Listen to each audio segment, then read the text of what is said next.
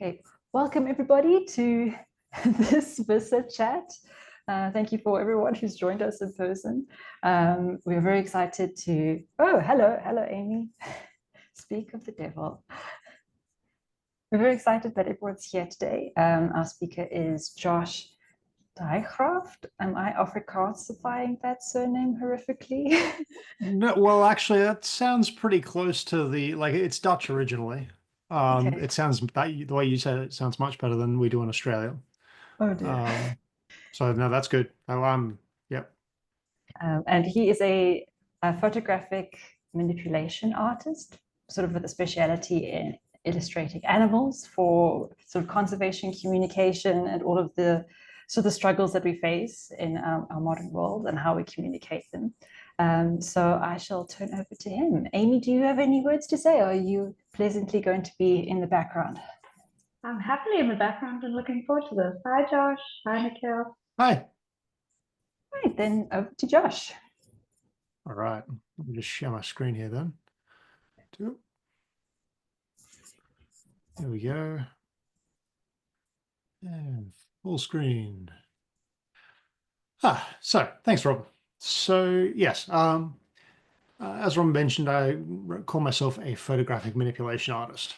So put simply, that is, I travel with my camera, take photos of things, and then use Photoshop to cut out pieces of those photos and reform them into some kind of new form.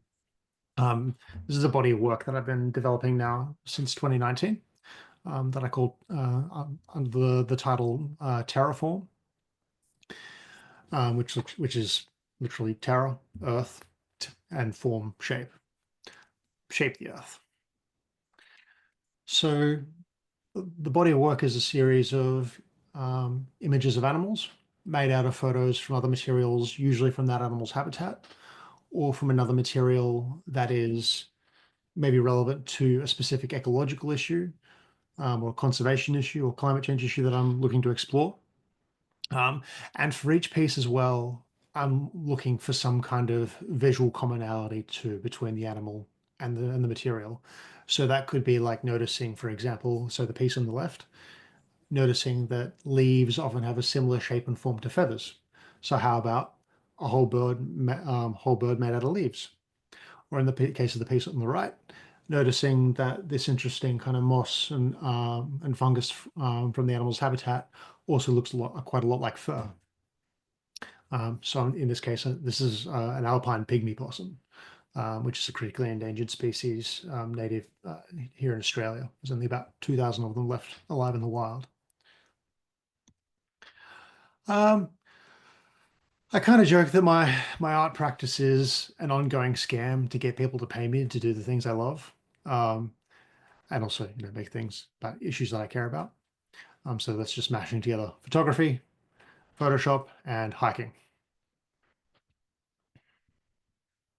My background is in advertising, working particularly in commercial illustration. So I'll just show you a couple of examples now. So like this is a campaign I worked on for an ice cream company in Norway, and a collaboration that they did with this huge zoo and theme park, using pieces, similar kind of process in that I'm cutting out things out of photos and reshaping them into something new.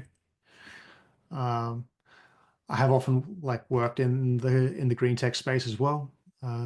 This is a pretty huge illustration that I created for a carbon credit program.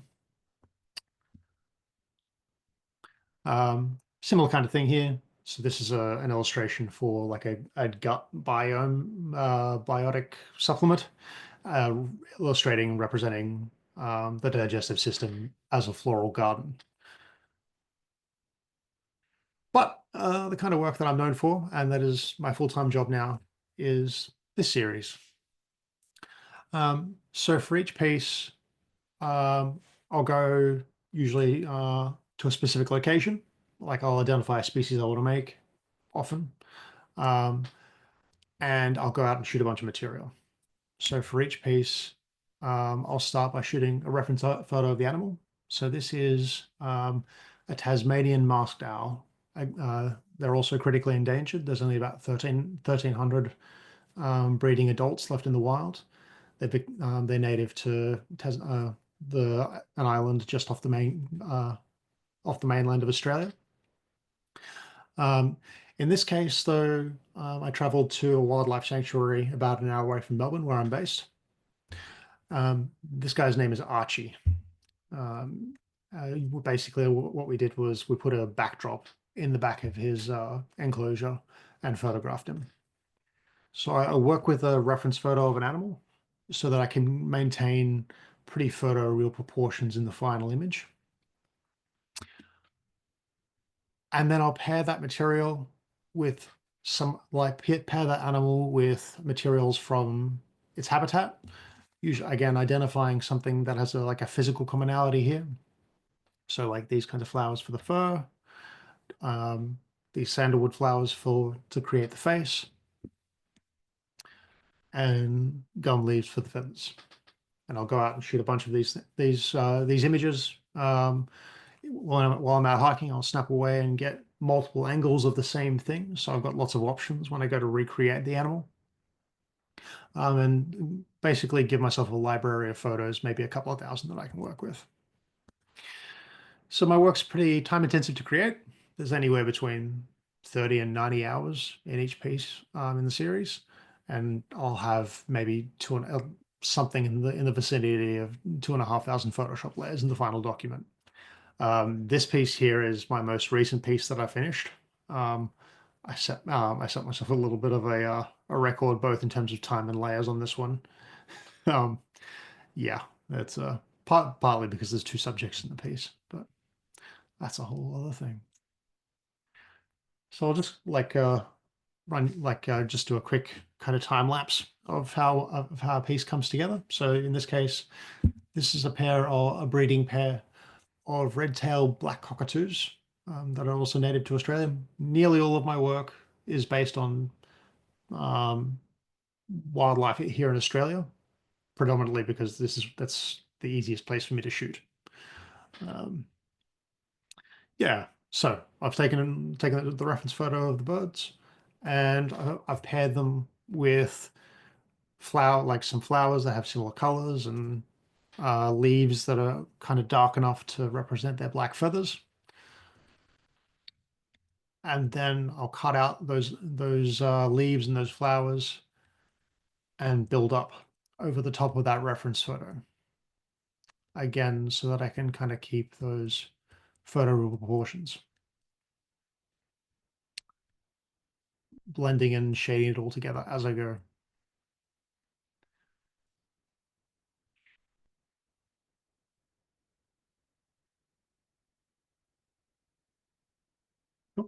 No, I kept ticking through.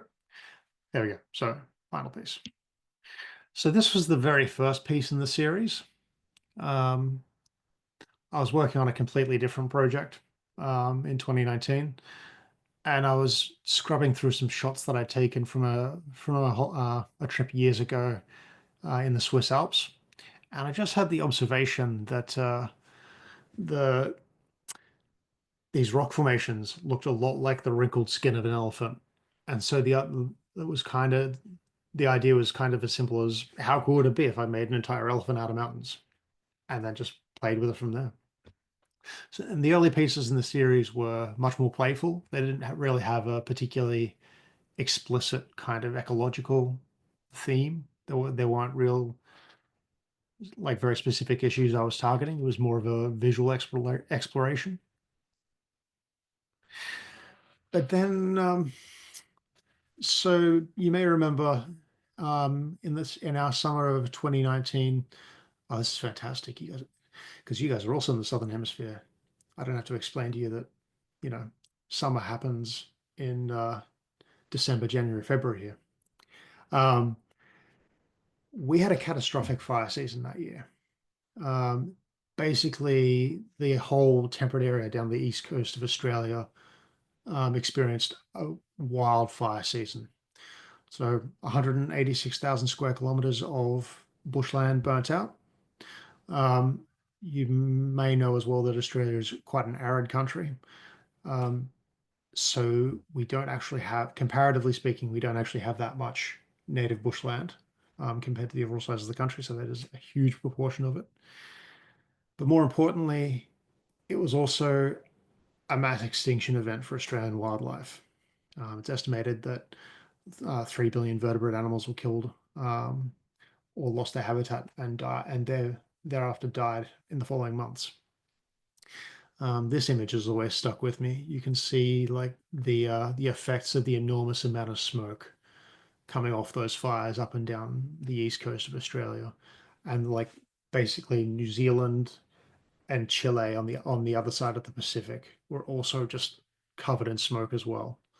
The scale of these fires was like nothing we'd ever seen before in recorded history. I had an emotional response to this. Um, one of one of the big things that came out of all the news with these fires was that koalas, one of the most iconic species in Australia, are now projected to become extinct in the wild in the next few decades. And I realized that this project that I've been developing could it be an interesting vehicle for discussing these kinds of ecological issues. So I traveled out to the fire fields near me, a couple of hours away from Melbourne, and basically went hiking through. There was this particular national park, Snowy River National Park, that had where the fire had just ripped right through. It burned out the entire park, and I went hiking there for a couple of days and photographed that material. And I created this piece here, a pair of koalas made out of those landscapes.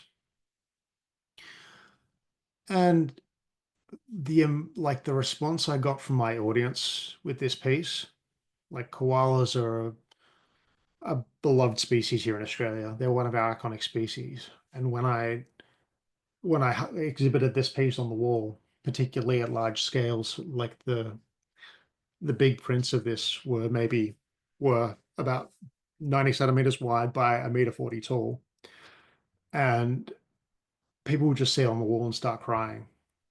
And realizing that I could have that kind of response really kind of changed something for me. And I'm like, and it gave me a real purpose. It's like, I want to chase that. People are as an artist, being able to make someone feel something that strongly, even if it's a negative emotion. Oh, yes. More of that, please.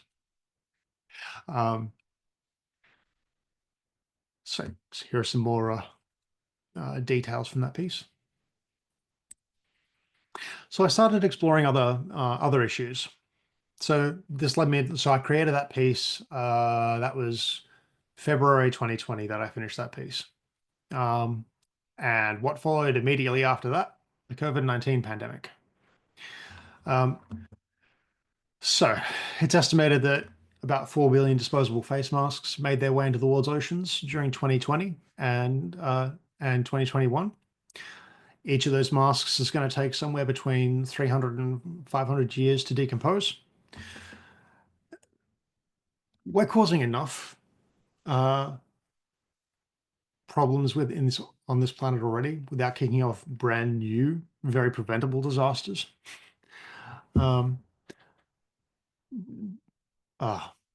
It blew my mind. Here in Australia, at least, those face masks became the new cigarette butts. They were just everywhere on the ground, either through carelessness or just, yeah, they like people do. They were just everywhere.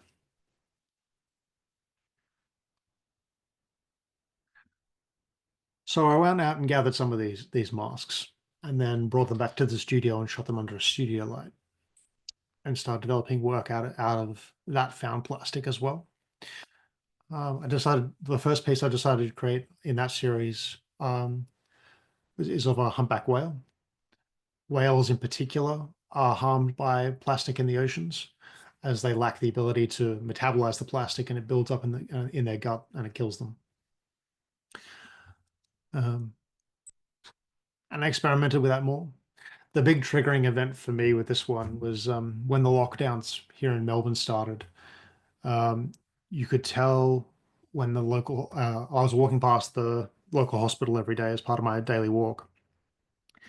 And you could tell when the restrictions had come in for the visitors, when the visitors were required to mask up and wear gloves, because suddenly there was just this array of masks and gloves outside the entrances. And it just kind of blew my mind. It's just, ah. And again, so this is me having an emotional response and creating work that speaks to that. And I've also played with other imagery that I haven't shot as well. So this piece here is based on a bogong moth, made from satellite images of their habitat. Bogong moths are one of the first species in the world that we know is going extinct quite quickly, where we can directly attribute that extinction to climate change. So bogong moths will spend the cooler months of the year out in the more arid parts of Australia, in Western New South Wales, and where they'll breed in caves. And they'll spend the hotter months up in the mountain ranges. So that's the mountain range, the Australian Alps form the body, and those arid areas form the wings. With climate change raising ambient temperatures in those caves where they breed, they've become unsuitable for them now. And so without anywhere to breed, their numbers are just crashing. When I grew up, while I was growing up, it was kind of an event every year, the bogong moths migrating. It used to be, actually, it was kind of hilarious for tourists because the bogong moths are like bigger than the size of your hand. And like when there's what would you call even swarms of them flying through the air. Um, it'd scare the crap out of tourists and it'd terrify them. Particularly, it was a particular thing during the 2000 Sydney Olympic Games, when we had an enormous number of terrorists. It was a whole thing. This is another piece that I made experimenting with satellite imagery, this time based on a green sea turtle. Green sea turtles are also another species that is on a sharp path to extinction that we can also attribute to climate change. So the sex of turtles is dictated by the temperatures that the eggs experience during the development and incubation. With ambient temperatures and sea temperatures rising, what's happening with the green sea turtles on the Great Barrier Reef is that the overwhelming majority of them that are being born now are female. I've heard some scientists refer to it as the feminization of the species. Yeah, and I would create something that speaks to that. They're anywhere in different parts of the Great Barrier Reef, anywhere between 76 and 99% of the turtles being born now are female. And again, that's going to have catastrophic consequences in the decades to come. I found art is a very powerful medium for reaching people in a way that sometimes more journalistic and illustrative photography isn't. So this is a piece that I made in 2023 for, you may remember, North America, especially California and Canada, experienced catastrophic fires that just blanketed North America in smoke. So if you imagine Canada has roughly the same land mass as Australia, except in Canada, about half that land mass is forest. That year, the fires started burning in the August. No, sorry, they started burning in March, and they didn't stop burning until the snow started falling in October and November. Again, just catastrophic. So with images like this, often it's, for a lot of people, their first instinct is to look away. It's unpleasant. You don't want to look at it. The animal is clearly in distress. Um, yeah, and often they'll disengage or become desensitized to it, or feel a sense of resignation. So with art, you can come at these things in a different way. By creating a sense of wonder and magic, you can come at it in a different way and reach them on a different level. This piece is based on the Maugean skate. It's a species native to the west coast of Tasmania. There's only a few harbors that it's native to. These guys are also on a very sharp path to extinction. They will probably be extinct in the next 5 to 10 years. We've introduced Atlantic salmon farming in industrial levels that's dropped the oxygen levels in the water, and it's basically asphyxiating the species. Their numbers have been halved every 6 or 7 years for the last 2 or 3 decades. And it's I think so. I heard someone, they're described as the first marine extinction in I might that one might be anyway.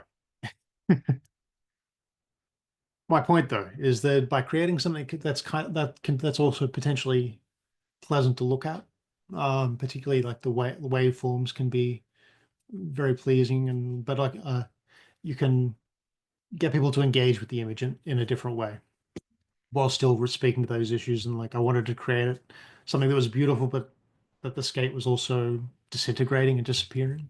It made it hopefully making it feel a bit more ephemeral. This piece is also part of that. So this piece is actually based on my cat. This is based on Burma. In Australia, cats, both domestic and feral cats, are a devastating issue for our local wildlife. It's estimated that cats kill anywhere between 700,000 and 2 million wildlife in Australia every year. They're naturally pre-programmed and compulsive killers. And this is one that we can actually do something about. So this piece here is made from images of bird feathers that I've collected from about 15 or so different Australian bird species.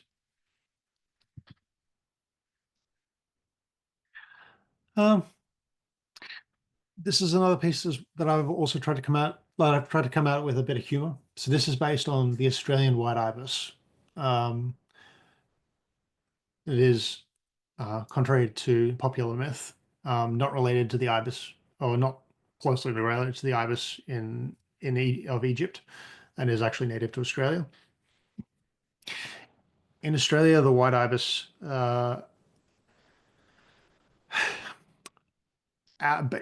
it's basically our humanity's waste practices have reformed the species. They have migrated to our urban centers and become urban scavengers, basically wholesale. In some regions, they've essentially vacated their original habitat to become scavengers. Here in Australia, they're very smart. They're basically like our raccoons. They'll open up bins and find their way in and rummage around and for their next meal. And so this piece, I've used rubbish to create rubbish that I found on the street and then brought back to the studio, and then photographed that rubbish.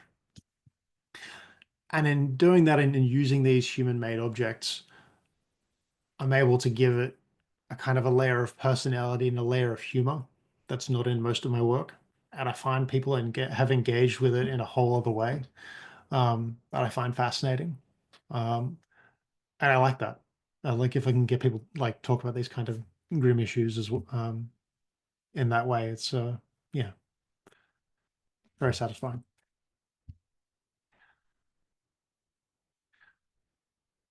Yeah, and so if I can create a sense of personality in the animal and get people to connect with it, and if someone's responding to my work on the wall and they'll start talking about it, and like they'll give the animal a gender, and they'll give the animal something in their mind. They'll give it a personality. If I hear people doing that, I know I've succeeded because they've connected with it in some way. Um, this piece is based on a gang cockatoo. So they are native to where I grew up, actually, in Canberra, our capital, maybe 5 or 6 hours north of where I am right now. And then they're known for their brilliant fiery orange crests. And their numbers have dropped by about 75% in the last 25 years, primarily due to habitat destruction, both from fires and agriculture. And yeah, and yeah, but like this piece particularly, I found the people local to the area have really connected with it and it had a strong emotional response. And yeah, there we go. I'm done. This is just to finish off. This is a lot of my work is I've shown you a lot of my work that's based on more serious issues. That's only about half the work.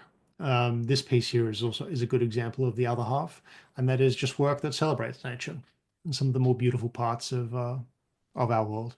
This one's a Tasmanian devil made out of different moss and shrub in Tasmania in Mountfield National Park. Tasmania is comfortably one of my favorite places in the world. It is an amazingly colorful and beautiful space. Like you might be able to see on it, the like up on the ears there, the tree bark there, that's tree bark with all those colors streaking through it. And yeah, you get all these like all kinds of vibrant colors in the flowers, and that's not really present elsewhere in Australia. Most of these on the Australian mainland, we're kind of known for our subdued color palette. Yeah, yeah. So thank you for your time, and if you'd like to reach out to me, our website there, Instagram is my main platform, or yeah, just drop me an email. Wow, thank you All right. so much, Josh. That actually is really incredible. Your art is this wonderful source of just rich detail. It's so transfixing. And you're right, it does tweak every emotion at the same time. And I feel like I need to sit down and just look at it for hours. But yes, thank you so much for taking the time. And you also said that you were doing an exhibition. Would you like to maybe share some information about that? Yeah. If you know anyone that's in Australia, specifically in Melbourne, this has been a pretty big day, actually. I've spent today installing an exhibition opening night is tomorrow night. It's in Fitzroy in Melbourne. And like a lot of the work that you saw here will be at that exhibition in large format print. Yeah. Well, we'll put this on the YouTube and we will hope that there are some people in Melbourne waiting to see your incredible exhibition. Are there any questions? I, of course, have questions. Does anyone else have questions? I have many questions, but please go, Amy. Hi, Amanda. Hi, Louise. I see you just came through. Josh, it's beautiful. Wow, thank you. It's really interesting because we often speak about the practice of communication, and we don't often chat to artists, which seems a bit silly, but it's wonderful to have you on. I'm really interested in, you were speaking about your motivation, seeing people start to engage. I think it was the koalas with the burn, with the runaway fires. How do you see, or if you watch people engage with this, how do you see their follow-up action? And you were speaking about it being a powerful tool for communication for communication and change instead of just sort of ignoring the hard truths. Yep. I'm just wondering if you have some anecdotal stories, some more meat to that. I'm really interested in how people engage with it, why they engage with it. Well, so that piece that you mentioned with the koalas, I actually ended up using that one as a fundraiser piece for Wires Australia. So the Wires is a wildlife rescue group who literally, and particularly when bushfires happen, they'll go out and rescue stranded species. Not only hurts directly injured species, but also in the case of fires, one of the big reasons um, one of the big reasons those fires were an extinction event was that so much habitat had burnt out that basically the wildlife was starving. Um, anyway, so to your question, um,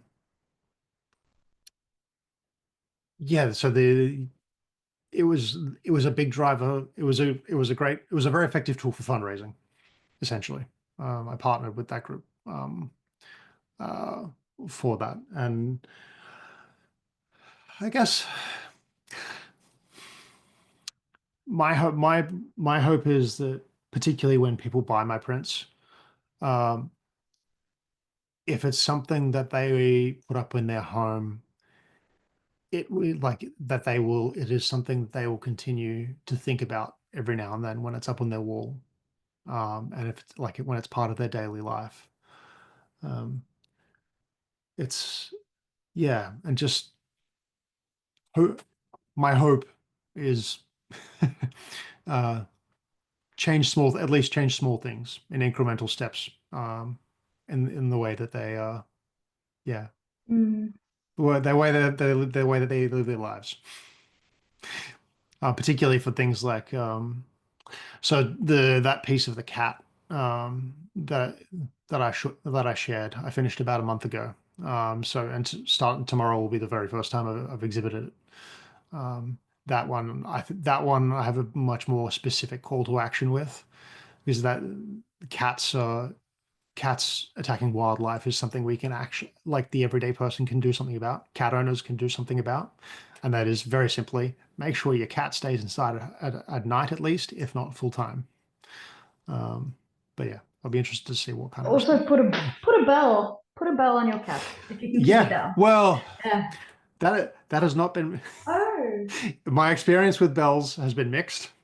Because a smart cat knows how to move without jingling the bell. I've learned. Oh wow. Oh, that's scary. Yeah, I can Uh, imagine them in a museum. So I design exhibits, and I can imagine them as a sort of in between of an artwork and an infographic and a communication piece. Have you partnered with any museums? Not yet.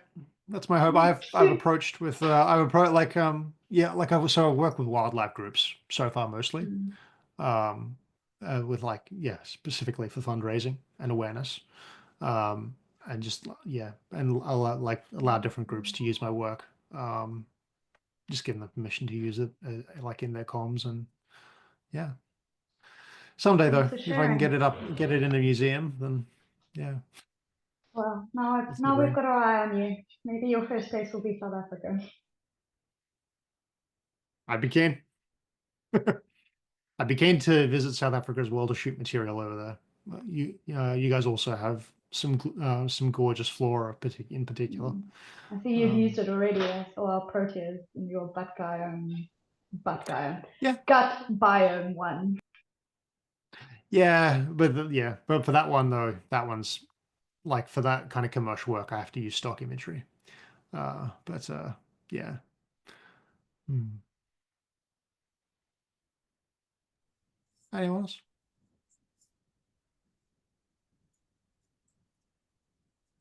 You said you had questions? I did, but so I suppose I've tried to move into sort of like photorealistic artwork, but from illustration.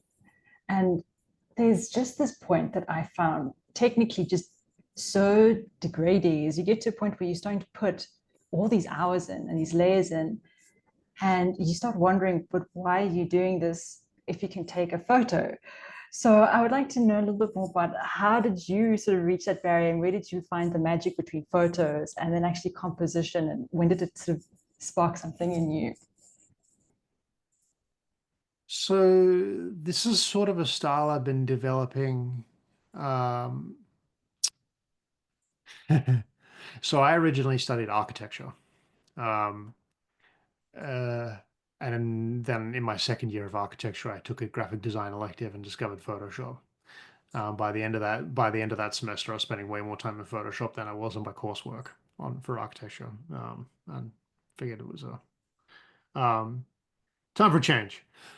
Um, so it's sort of and if right from the start, I've been working in a kind of a collagey style. And so the style you're seeing here is kind of like a refinement of that style. That's that's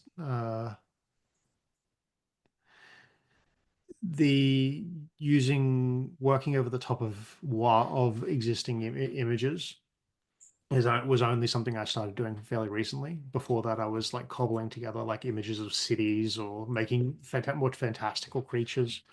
Um, yeah, I guess I sort of got a little bit lucky, and I kind of just that what so the piece of the elephant I showed you.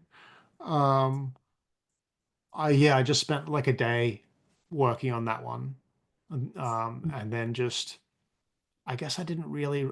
No, I can say with confidence, like I was digging it, but I wasn't really like I wasn't until I shared that one, I think to like Instagram or something, and got quite a strong response to it that I realized I'd like kind of stumbled onto something.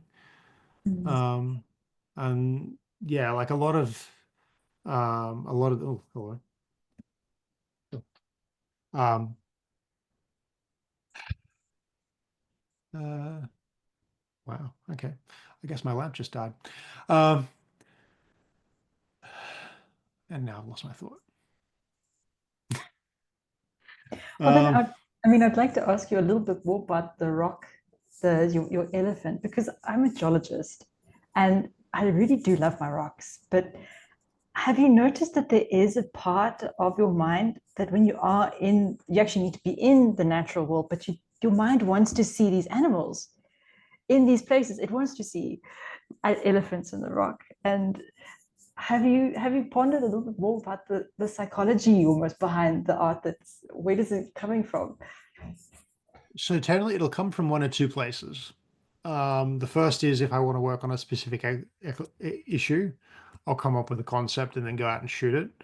But for a lot of the work, it's a little bit just daydreaming while I'm out hiking, and it's observation. Um, like just noticing that leaves have a similar shape and form to feathers. Or noticing that I'm just going to share my screen again.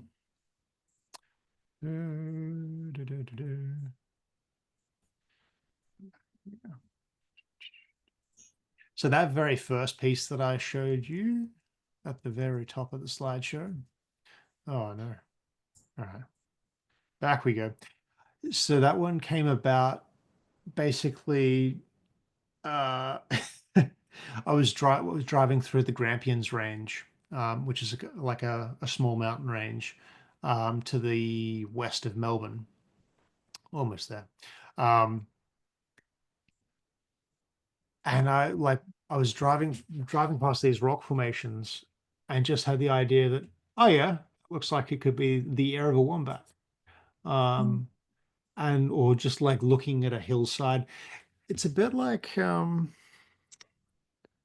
you were a kid, did you ever like just stare up at the clouds and imagine different forms, different like creatures or different shapes as different objects?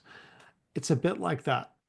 There's a little bit of kind of switching off a certain part of your brain, um, and yeah, allowing a different part to just make it what it will of what you're looking at. Um, yeah, and often it's just like I find immersing myself in it, and just wandering around and yeah. It's truly spectacular. Are there any other questions?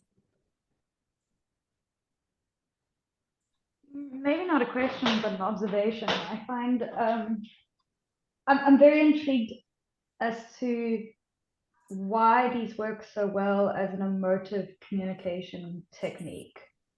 And I think there's something you were speaking about the observation that calls you in to look and to be inquisitive, and sort of, I always find that the beginning of loving, and of stewardship.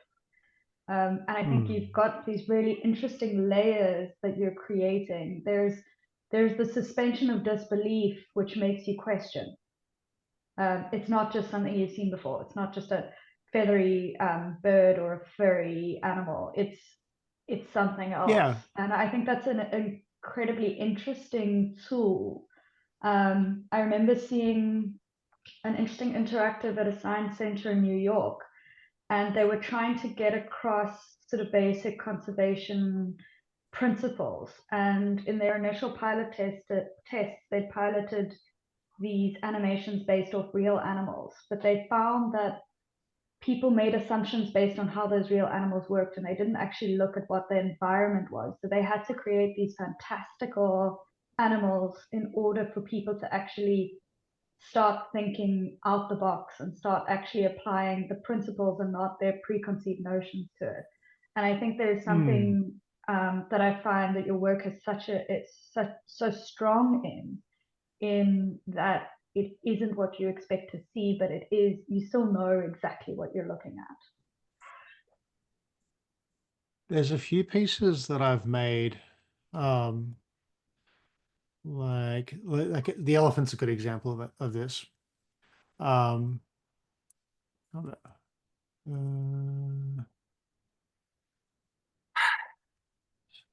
Where, so from a distance, when you see it on the wall, the elephant just looks like an elephant.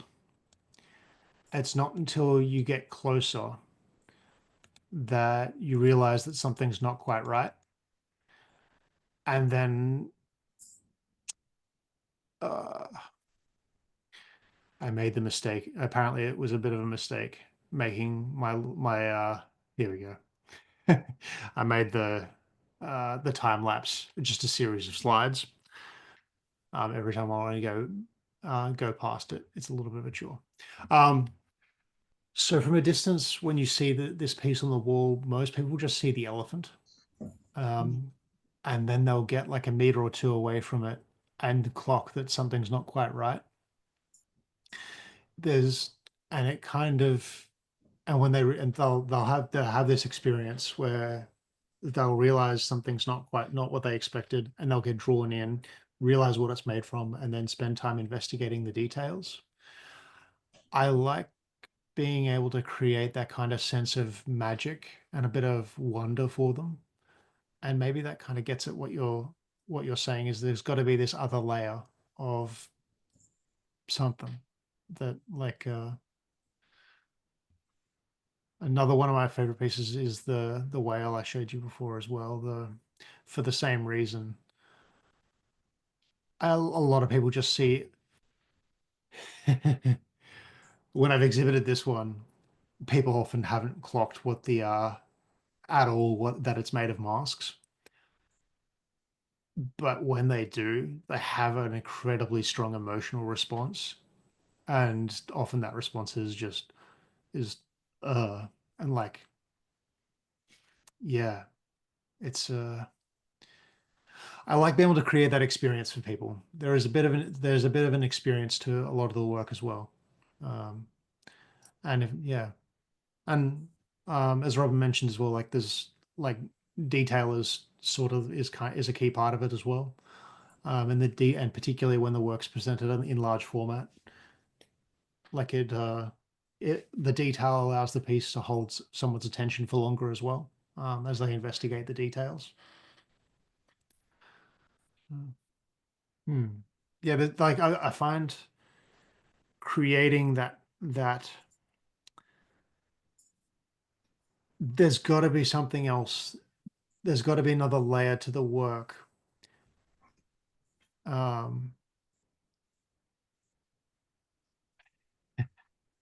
I go again. I have to go back past that. Here we go. In the case of the Archie the owl that I showed you, the thing for him is the eyes. People get drawn into the eyes and they can see a personality. like for most of my work, well, for a lot of the earlier work, I tried to recreate the eyes out of another material. But in the last 12 months, I've actually been keeping the original eyes of the animal that I've shot because I want that person out. Like I want that layer of personality. And I find people can engage with it more when they're able to see detect a personality and project that on the piece. When they feel that personality, I guess they care about it more. They interact with it more. They have a relationship with it, um, in a way that they might not, um, otherwise. It also helps that, particularly owls have eyes that we as humans, uh, like we instinctively detect them as being pretty similar to our own, and they're quite large and expressive. And so it's very easy for people to find that kind of personality and that connection. Oh, so in the text chat, there's a few. Here we go. So Nikhail. So AI has been a hot topic, and a cause of for about 12 months. It was a cause of some stress and anxiety for me. So Nikhail asked, so um, when it comes to art and creativity, purity within your art form is highly valued. But have you implemented any AI techniques or tools, or is this completely frowned upon? It's not completely frowned upon. Um, the big thing about AI is it's viewed as being disposable, and as such, most people don't really put any much value on it in terms of their time or their money. Um, I don't use any AI in my work, um, for two reasons. The first is that the narrative of the work of me going out and shooting material from a very specific habitat, um, that narrative is a big part of each piece, and like a big part of exploring the relationship between the animal and that habitat. The other reason is that, quite simply, the quality that AI tools are able to produce is just not there yet. Um, so most AI models are basically scavenging the internet, and developing images that the quality of a meal is only as good as the ingredients that you cook with. The ingredients that most AI models are cooking with are heavily compressed JPEGs off the internet. That bleeds through to the final quality of the images that they're producing. So there's this kind of corrupted artifacting that is all through most AI images, which is fine when you're creating images that are only going to be shown on the internet. I'm creating work that needs to be, presented at, what we call at least 300 DPI, so that's dots per inch or pixels per inch, um, up to 1.5 meters tall. If I was to try and create an image with AI and produce it to that level, it just wouldn't work. The other thing as well is, so I trained as a photographer, and I have a lot of very expensive, camera gear that I shoot on now, like big 200, 400 mil lenses, and yeah, it allows me to get a quality of image that I'm just never going to find that on the internet, um, even like on stock websites, let alone via an AI model. Um, the other thing I'd say as well is I've watched a bunch of artists, um, with explore AI, um, with a couple of notable exceptions. Generally speaking, it's also not commercially viable. When you like when the audience is told it's generated with AI, they disengage with it, quite simply. Um, and also, I have pretty strong ethical objections to AI as well.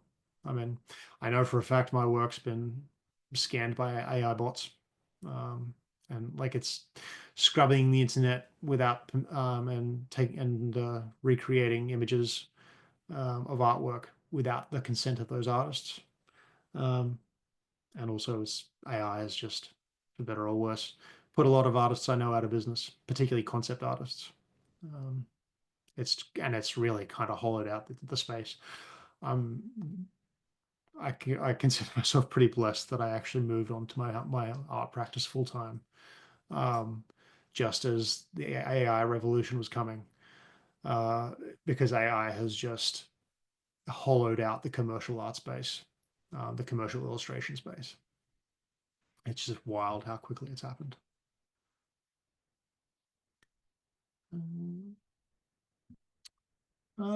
Yeah. Any other questions or anything else you'd like to discuss? Or? Speak now, forever hold your peace. Also, thank you, Togris Museum. I don't know. There's no other name attached to that on the in the chat. It's Transport Riders Museum in English. In Afrikaans, we say Togryers Museum. Togryers. I love that. Well, if there's no more questions, then I can probably start closing up the call. So thank you so much again, Josh, for coming and sharing your beautiful art with us. I must try and commit your email and information some way so that we can reach out in future, because there's a lot of beautiful potential in your work, and I'm sure there'll be people wanting your information at some point. But yeah, thank you. No worries. I can, so send it off to Heidi. Well, I have it. Hang on 1 second. Please also share your handle. There you go. Ah. Let me take a sneaky picture of that. Anyone else is also welcome to a quick screen grab. Well, thank you. Right, so yeah, feel free to hit me up. Happy to chat more, or and I post pretty regularly, on Instagram, especially when I'm making things. I share updates as I'm making it, demonstrating how much time and effort goes into each piece is a big part of it as well. So yeah. Well, thank you guys. Thank you for having me. Thank you so much for spending some time with us before your exhibition, and all the best. Please share some pictures of your exhibition on your social media, because I'm very invested. Oh yeah, I'll be spamming that. Don't worry about that. Okay. Yeah. Thank you. Cheers, everyone. Bye.